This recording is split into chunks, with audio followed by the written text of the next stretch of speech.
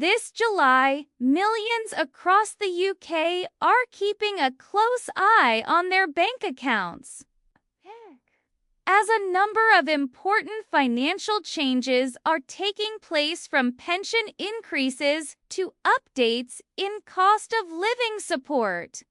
Whether you're a pensioner, a benefit claimant, or just trying to stay informed, knowing exactly when your money will arrive can be critical. For pensioners, state pension payments continue to follow the same 4-week schedule, arriving on the same weekday as the first payment ever received. For example, if your first payment was on a Tuesday, future payments will also fall on Tuesdays. In July, there are no bank holidays to cause delays, so payments will go out as expected on July 1st, 8th, 15th, 22nd, and 29th, depending on individual payment schedules. Pensioners who also receive pension credit will get their payments alongside their pension or on their assigned dates. The new state pension, which rose in April 2025 due to the triple lock, is now £221.20 per week, or about £884.80 every 4 weeks. Those on the basic state pension, for those who reached pension age before April 2016, now receive £169.50 per week, or around £678 every 4 weeks. While these increases have been welcomed, many still express concerns that they don't go far enough, especially as inflation and energy prices remain high. Universal credit recipients will also receive payments on their usual monthly date based on when they first made a claim. Since July doesn't include any bank holidays, no early or delayed payments are expected. Those who have recently reported a change in income or circumstances are advised to check their Universal Credit Journal to see if their amount has been adjusted. Other benefits, such as personal independence, payment PIP, employment and support allowance, ESA, carers allowance, and attendance allowance, continue to be paid every 4 weeks as usual.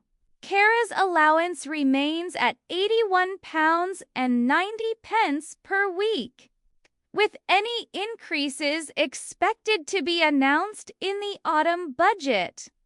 If your caring duties have changed, it's worth reviewing whether you now qualify for this support. Cost of living help in July 2025 is a bit more complicated. Unlike in recent years, no additional £300 or £900 payments have been confirmed for this summer. Instead, targeted support is being delivered via the Household Support Fund, which has been extended through to September 2025. Each council in England is responsible for managing this fund and offering help for essentials like food, housing, and utilities. The kind of support available depends on where you live. Some councils provide supermarket vouchers. Others help with rent or energy bills. To find out what's available, check your local council's website or contact them directly. Energy providers such as British Gas, EON, and EDF are continuing to offer hardship grants in July. These can provide hundreds of pounds in relief for those behind on bills. Cute. Applicants must show financial hardship, provide recent bills, and share income or benefits details. Charities like Turn to Us also offer grants for essential needs like clothing, rent, and household goods. Although the Warm Home Discount Scheme doesn't reopen until later in the year, July is a smart time to prepare. Pensioners on guarantee credit and certain working age benefit claimants may be eligible for a £150 discount on their winter energy bills.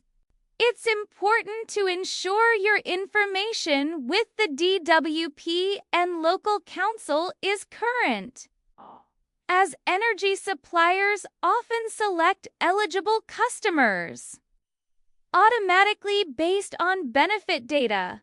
Students and young workers on low incomes can also apply for housing support through universal credit or local housing benefit schemes. With student housing pressures expected to increase in September, applying early in July can give you a better chance of getting help. Students are also reminded to report any part-time job income to avoid overpayments and future deductions. All benefit recipients are reminded to report any changes in their circumstances right away. Whether it's a new job, change of address, or change in family situation, delays in reporting can lead to overpayments or fines. The DWP continues to tighten fraud checks using data matching and audits. Tax credit claimants should pay special attention in July, as HMRC continues its process of moving people from working tax credit and child tax credit over to universal credit. Many will begin receiving migration letters with a 3-month deadline to act. You must apply for universal credit yourself. There is no automatic transfer. Transitional protections are available for some whose universal credit entitlement is lower than their previous benefits. So check your eligibility. Child benefit continues to be paid normally this month, usually every 4 weeks on Mondays or Tuesdays. The current rate is £25.60 per week for the eldest child and £16.95 for each additional child. If your child has turned 16 or is continuing in education or training, be sure to inform HMRC to avoid interruptions. Low-income households may also be eligible for council tax reduction schemes. These are handled locally, and some councils may have additional mid-year funds available in July. Contact your local authority or Citizens Advice Bureau for more information. Lastly, some employers are offering hardship funds or early wage access schemes for employees in financial difficulty. Even part-time or 0-hours workers may be eligible, especially if their employer partners with financial support services.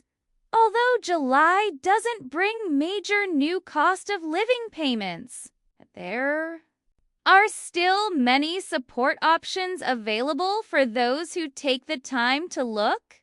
From council grants and energy relief to student housing support and transitional protections for tax credit claimants, The key this month is to stay proactive. Keep your records up to date, explore all sources of aid, and don't miss out on help that could make a real difference in a tight financial period. Ask ChatGPT.